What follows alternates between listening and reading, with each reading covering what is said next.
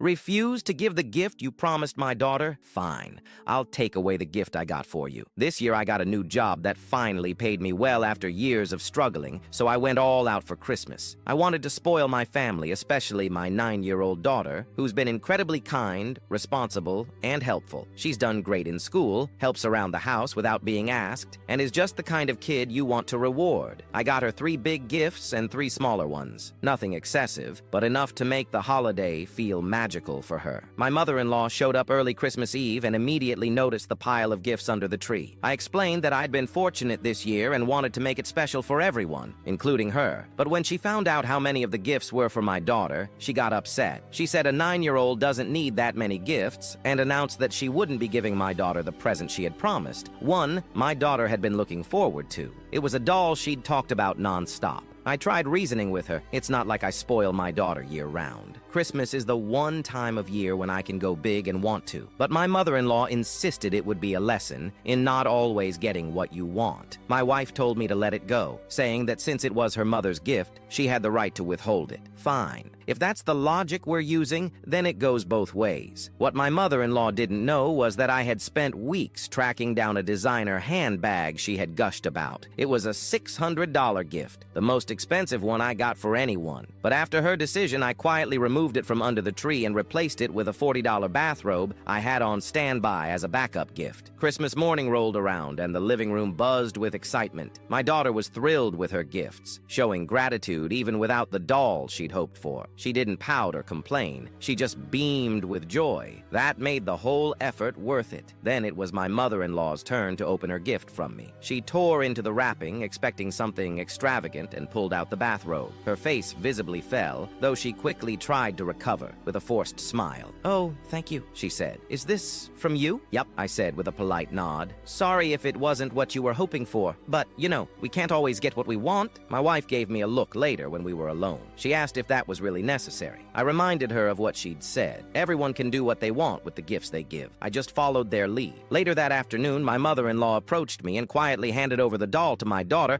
calling it a late surprise. My daughter was ecstatic. She gave her grandma a big hug, thrilled to receive it with no hint of resentment. That's just the kind of person she is. Meanwhile, I didn't have to say a word. The message was clear, and justice was done in the most festive way possible.